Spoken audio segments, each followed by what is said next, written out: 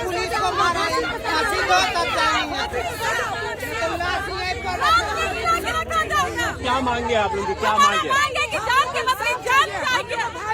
नहीं होगा, पूरा काम करेंगे, छोड़ेंगे नहीं। खबर जमशेदपुर से है। जमशेदपुर में कुछ दिन पहले भालूबासा क्षेत्र में एक हमला हुआ था एक व्यक्ति के ऊपर। उस घायल व्यक्ति को रिम्स अस्पताल में भर्ती कराया गया था, जहां उसकी मौत हो गई। इस घटना से पूरे इलाके में हंगामा मच गया। मृत व्यक्ति का नाम मोहम्मद मुमताज बताया जा रहा है। परिजनों ने लगातार यहां पर आंदोलन जारी रखा है। परिजनों की मांग है कि उसके जो मारने वाले लोग हैं, उस पर जो हमला करने वाले लोग हैं, उन आरोपितों को जल्द से जल्द गिरफ्तार किया जाए। इसके साथ ही बता दें कि मोहम्मद मुमताज की मृत्यु की खबर फैलने के बाद से चेपा पुल में उनके परिजन लगातार प्रदर्शन कर रहे हैं। शव को रास्ते के बीचों बीच रखकर प्रदर्शन किया जा रहा है। उन्होंने आरोप लगाया है कि पुलिस अब तक हमलावरों के खिलाफ कोई ठोस कार्रवाई नहीं कर पाई है, जिससे उनके बीच रोष खासा बढ़ते जा रहा। प्रदर्शनकारियों ने पुलिस की कार्रवाई पर मांग करते हुए सड़क पर उतरना जरूरी समझा है। इस घटनाक्रम के बाद से मानगो चौक पर हालात तनावपूर्ण बनता जा रहा है। स्थानीय लोगों ने रैलियां निकाली है, नारेबाजी की है। प्रदर्शनकारियों ने अपनी सुरक्षा के लिए उचित कदम उठाने की मांग की है। साथ ही कहा है कि इस तरह के हमले को रोकने के लिए कड़ी कार्रवाई की जरूरत है। मेरा बड़ा भाई और हाथ रखने वाला नहीं है, अब्बू भी वैसा नहीं है मेरा। क्या मांगे भाई, क्या मांगे? फांसी होना चाहिए, तब फांसी होना। जो लड़का मारा सबको फांसी होना चाहिए, मेरा यही मांग है बस सरकार से। मुर्दाबाद,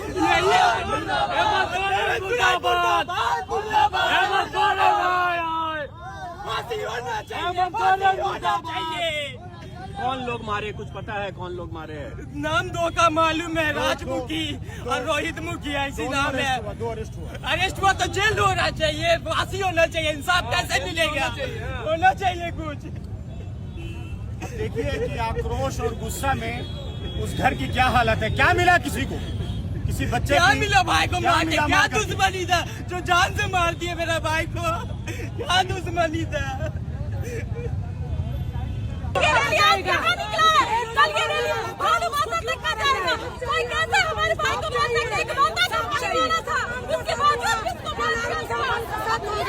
मारो, पुलिस को मारा, फांसी दो तब जाएंगे।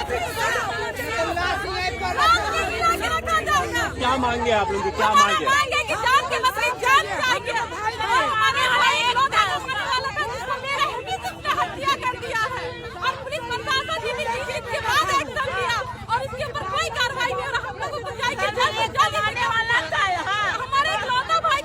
ये 307 का केस दर्ज हुआ। उस बच्चे को डीएमएच हम ले गए, उसको रिम्स में हमने एडमिट कराया, वेंटिलेटर पे, लड़का मर गया। 307 ऑटोमेटिक 302 में कन्वर्ट हो गया।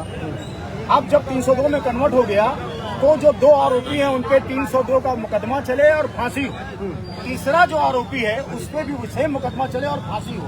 तीसरा जो डिमांड एक दूसरी तरह की डिमांड है, वो डिमांड ये है परिवार की तरफ से कि जो आरोपी मारा, आप उत्तर प्रदेश में कहीं भी बुलडोजर चला देते हैं, am I right? जो आरोपी का परिवार, जो बच्चे को मारा आरोपी, ये मेरी नहीं पूरे बच्चे की उस आरोपी के परिवार से उसका बच्चा लोग कहाँ जाएगा? छोटा छोटा बच्चा, बूढ़ा बाप, एक मिनट चुप, बूढ़ा बाप, उसके परिवार से सम्मानीय प्रशासन, सम्मानीय उपायुक्त महोदय, सम्मानीय बड़ी पुलिस अधीक्षक, स्थानीय मेयर, स्थानीय विधायक, स्थानीय सांसद ये पहल करें और उसके परिवार को कम से कम 15 लाख रुपया मिलना चाहिए। आप आरोपी से दिलवाइए, अपनी पॉकेट से दिलवाइए या जहां से दिलवाइए, कम से कम कुछ दिन तो उनके आंसू पूछेंगे। हालांकि जो बच्चा मरा उसका दर्द कोई नहीं मार सकता, वो चला गया बच्चा। किसी बहन का भाई की बहन जो चिल्ला रही है, इसको शौक नहीं नकाब में आकर के प्रदर्शन करने का। आपने जो सवाल किया, प्रदर्शन करने का हक कानून देता, आप क्या कीजिएगा? ज्यादा से ज्यादा एक तो केस कीजिएगा, 28-29 केस खाए, एक और केस सही, लेकिन इंसाफ की बात होनी चाहिए। गलत हुआ सरासर, किसी को इतना मारिएगा कि वो मर जाए, इसका हक किसने दिया आपको? संविधान ने दिया, पुलिस प्रशासन ने दिया, किसने दिया? भारतीय संविधान में पुलिस है, पुलिस इंसाफ करेगी। आप कौन होते हैं किसी को राड से मार के उसका सर फाड़ देने वाले? मैंने डॉक्टर से पूछा, बोला सिद्दीकी साहब उसका हड्डी टूट गया, इतना उसको मारा गया, उसका वही कोमा में था। डॉक्टर ने कहा कि नो मोर, बॉडी का कोई ऑर्गन काम नहीं कर रहा है। इस तरह किसी को मारने का हक किसने दिया? एक तरह का मॉब लिंचिंग भी बोल सकते 100 में 100% दिस इज मॉब लिंचिंग, और वही कानून के तहत मुकदमा चले। छोड़ेंगे नहीं, छोड़ेंगे नहीं, एकदम नहीं छोड़ेंगे। सिर पर सब परिवार है, इसको दुनिया में कोई नहीं है, तो कौन खिलाएगा बुरा बाल लगे भाई बहन को? कौन पढ़ाएगा, कौन लिखाएगा? किराया घर में रहता है, आज इस गरीब का साथ हुआ, कल अगर तुम्हारा साथ होगा तो तुम क्या करेगा? तुम भी ऐसा ही करेगा। जो आज हम बोल रहा वही होगा, वही करेगा, ऐसा ही करेगा। सारा दुनिया तमाम करेगा, क्यों नहीं करेगा? ऐसा नहीं होता, पूरा जाम करेंगे, छोड़ेंगे नहीं, छोड़ेंगे नहीं, छोड़ेंगे नहीं, एकदम नहीं छोड़ेंगे। जो पुलिस है, पुलिस के साथ कोऑर्डिनेट कीजिए, जमशेदपुर पुलिस, झारखंड पुलिस, हमारा जेएमएम सरकार जो है कोऑर्डिनेट करेगी इनके साथ। और भैया सबको साथ में रखिए, जो चीज़ गलत हुआ उसका इंसाफ मिलना चाहिए, ये इम्पोर्टेंट बहुत बात चीज़ है। The most important thing is justice should be given. We have JMM in power, they will serve the justice, that's it. और पुलिस है, पुलिस के साथ कोऑर्डिनेट कीजिए। There should no arsenal happen. ये नहीं कि यहाँ पे कोई हिंदू मुसलमान सब भाई के घर में बहन के घर भाई है कि ये भाई अपना सिख है, ये पंजाबी अपना भाई, ठीक है। ये विश्वास है जेएमएम सरकार पे, जो भाई का ऐसा हुआ है मिलेगी इंसाफ, that's it. Thank you so much. अपना परिचय दीजिएगा भैया। I am Shubham Sarkar, I am lawyer by profession, I practice corporate law. I was coming from Ranchi, I saw this is, यहाँ पे बहुत ज्यादा क्योस बना हुआ है। मैं फिर सोचा, मैं रुका यहाँ पे, मेरा कार रुका हुआ है, फिर देखा कि यहाँ पे ऐसा चीज हो चुका है कि 5 बहन रोड पे बैठी है, बहन लोग रो रही है कि भाई का मर्डर हो चुका है। This is very bad. हमें ये देश बाबा साहब अम्बेडकर ने बनाया है, और ये देश संविधान से चलना चाहिए, और कुछ गलत नहीं होना चाहिए, बस दैट्स इट। वहीं पुलिस ने कहा है कि वो इस मामले की जांच में जुट गई है। हमलावर को पकड़ने के लिए पूरा प्रयास जारी है। अधिकारियों ने आश्वासन दिया है कि किसी भी दोषी को बख्शा नहीं जाएगा और न्याय सुनिश्चित किया जाएगा। एक मृतक है और उनकी मुझे जानकारी मिली है, चापड़ से उनकी हत्या कर दी गई थी, और 2 अभियुक्त हैं जो उन्होंने सरेंडर किया है कोर्ट में, राजू मुखी और राहुल मुखी। एक अभियुक्त की अभी तफ्तीश हम लोग अभी कर रहे हैं, सीसीटीवी देख रहे हैं, टावर डंप ले रहे हैं, सीडीआर निकाल रहे हैं, और जल्द हम लोग उनको गिरफ्तार करेंगे। दूसरा ये है कि केस डायरी जो है, मैंने आईओ को भी निर्देश दिया है कि केस डायरी कड़ी से कड़ी हम लोग लिखें। मैं भी अपने स्तर से उसकी समीक्षा करूंगा कि चार्जशीट हो। ये जो अपराध है वो जघन्य अपराध है, ये नहीं होना चाहिए था जो हुआ। तो हम लोगों के परिजन ने, उनके मृतक के परिजन ने जो हम लोगों से आशा की है, उसमें हम लोग खरा उतरने की कोशिश करेंगे, और कड़ी से कड़ा सजा साक्ष्यों के साथ हम लोग इकट्ठा करके जल्दी से जल्द त्वरित कार्रवाई करते हुए हम लोग आरोप पत्र भी माननीय न्यायालय में दायर करेंगे।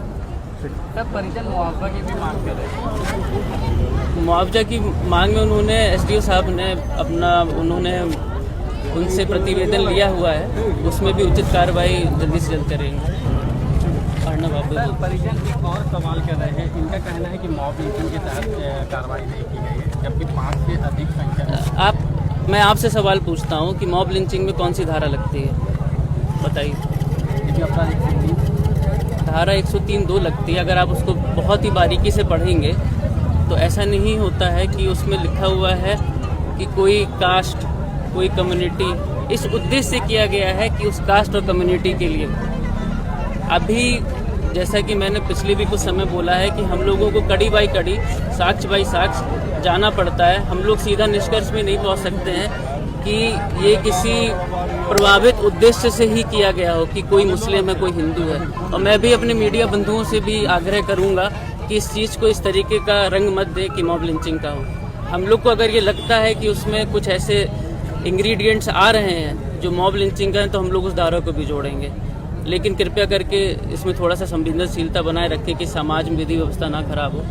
अभी हम लोग के जो मृतक हैं उनकी आज ही मृत्यु हुई है, तो हम लोग अभी अटेम्प्ट टू मर्डर का धारा लगा हुआ था, अब हम लोग उसको कन्वर्ट करके मर्डर की धारा में कन्वर्ट करेंगे 302 में। सर अभी स्थिति सामान्य किस हिसाब से आप पूछ रहे हैं? अभी फिलहाल क्या स्थिति तो आपने देखी हुई है। अभी हम लोग ने जितना कोशिश की है एसडीओ साहब से मिलकर, सम्मान करने के लिए कि शांति बनी रहे। Bureau report HNN news.